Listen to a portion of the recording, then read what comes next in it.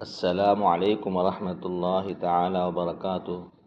محترم سامعین و ناظرین، آپ تمام حضرات سے گزارش ہے کہ آپ ہمارے اس پیغام کو 5 منٹ کا وقت نکال کر ضرور سنیں، انشاءاللہ بہت فائدہ ہوگا۔ شکریہ۔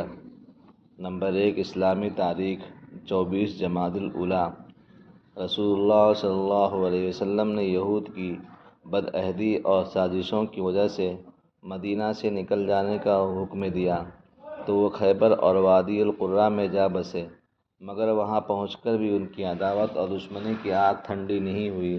انہوں نے مسلمانوں کو صف ہستی سے مٹانے کے لیے بنو نذیر کے 20 سرداروں کا ایک وفد قریش مکہ کے پاس بھیجا اور انہیں رسول اللہ سے مقابلہ اور جنگ کے لیے آمادہ کیا، یعنی تیار کیا۔ کنانہ بن روی نے بنو غطفان کو خیبر کی زمین اور باغات کی آدھی پیداوار دینے کا وعدہ کر کے مسلمانوں کے خلاف جنگ کرنے پر تیار کیا۔ اس طرح ابو سفیان، قریش مکہ اور بنو سلیم، بنو سعد وغیرہ قبائل کے اتحاد سے 10,000 کا لشکر جرار لے کر مسلمانوں کو ختم کرنے کے ارادے سے مدینہ کی طرف روانہ ہو گیا۔ نمبر 2، حضور کا معجزہ، قبر کے بارے میں خبر دینا۔ حضرت عبداللہ بن عمر رضی اللہ عنہ فرماتے ہیں کہ جب ہم لوگ حضور کے ساتھ طائف جا رہے تھے تو راستے میں ہمارا گزر ایک قبر کے پاس ہوا تو آپ نے فرمایا، یہ ابو رغال کی قبر ہے جو قوم سمود کا ایک فرد تھا۔ مکہ کی زمین اس کو اپنے سے دور کر رہی تھی تو وہاں سے نکل گیا تو اس کو وہیں عذاب آ پہنچا جہاں وہ گیا، اور اس کو پھر یہیں پر دفن کر دیا گیا، اور اس کی نشانی یہ ہے کہ اس کے ساتھ اس کی قبر میں سونے کی ایک ٹہنی رکھی گئی تھی۔ اگر تم اس کی قبر کھودو گے تو وہ سونے کی ٹہنی تم کو ملے گی۔ تو لوگ قبر کی طرف لپکے اور قبر کھودی تو دیکھا کہ اس کے ساتھ وہ ٹہنی رکھی ہوئی تھی۔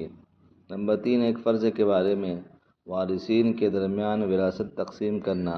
ہمارے نبی نے فرمایا، مال وراثت کو یعنی کتاب اللہ کے مطابق حق والوں کے درمیان تقسیم کرو۔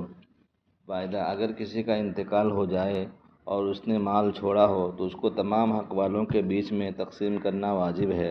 بغیر کسی شرعی عذر کی وجہ سے کسی وارث کو محروم کرنا یا اللہ تعالیٰ کے بنائے ہوئے حصے سے کم دینا جائز نہیں ہے، اس لیے اپنا ہر فیصلہ قرآن کے مطابق کرنا چاہیے۔ نمبر 4، ایک سنت کے بارے میں، سیلاب بارش روکنے کی دعا۔ حضرت انس رضی اللہ عنہ بیان کرتے ہیں کہ رسول اللہ نے بارش روکنے کی دعا کی، اللہم حوالینہ ولا علینا، ترجمہ، اے اللہ ہمارے اطراف میں بارش برسا، ہم پر بارش نہ برسا۔ نمبر 5، مہمان کا اکرام کرنا۔ رسول اللہ نے فرمایا، جب کبھی بھی کوئی مسلمان اپنے مسلمان بھائی سے ملاقات کے لیے جائے اور میزبان مہمان کا اعزاز و اکرام کرنے کی غرض سے مہمان کو تکیہ پیش کرے تو اللہ تعالیٰ اس میزبان کی مغفرت فرما دیں گے۔ نمبر 6، حق کو جھٹلانے کی سزا۔ قرآن میں اللہ تعالیٰ فرماتا ہے، ہم نے قوم عاد کے لوگوں کو ان چیزوں کی قدرت دی تھی جن قدرت کو تمہیں نہیں دی، اور ہم نے ان کو کان اور آنکھ اور دل عطا کیے تھے، چونکہ اللہ کی آیتوں کا انکار کرتے تھے اس لیے اس کا کچھ کام نہ آیا، اور نہ ان کی آنکھیں اور نہ ان کے دل، اور جس عذاب کا وہ مذاق اڑایا کرتے تھے اسی نے اس کو آ پکڑا۔ نمبر 7، دنیا کے بارے میں، قرآن میں اللہ تعالیٰ فرماتا ہے، مال اولاد کثرت سے دنیا کے سامان پر فخر کرنے کو تم اللہ کی یاد سے غافل نہ ہو، یہاں تک کہ تم قبرستان جا پہنچتے ہو، ہرگز ایسا نہ کرو، تم کو بہت جلد معلوم ہو جائے گا۔ نمبر 8، آخرت کے بارے میں، قبر میں نماز کی تمنا۔ رسول اللہ نے فرمایا، جب میت کو قبر میں رکھ دیا جاتا ہے تو اس کو سورج غروب ہوتا ہوا دکھائی دیتا ہے تو وہ بیٹھ کر آنکھیں ملنے لگتا ہے اور کہتا ہے، مجھے نماز پڑھنے دو۔ نمبر 9، طب نبوی سے علاج، سر درد کا علاج۔ رسول اللہ نے فرمایا، حمام یعنی غسل خانہ سے نکلنے کے بعد قدموں کو ٹھنڈے پانی سے دھونا درد سر سے حفاظت کا ذریعہ ہے۔ نمبر 10، نبی صلی اللہ علیہ وسلم کی نصیحت۔ رسول اللہ نے فرمایا، ہمیشہ سچ بولو کیونکہ سچی نیکی کا راستہ بتاتا ہے، اور سچ اور نیکی جنت میں داخل کرنے والے ہیں۔ تم جھوٹ سے بچو کیونکہ وہ گناہ کا راستہ ہے، اور جھوٹ اور گناہ جہنم میں داخل کرنے والے ہیں۔ اللہ تعالی ہم سب کو عمل کرنے کی اور اس کو پھیلانے کی توفیق عطا فرمائے۔ جزاک اللہ۔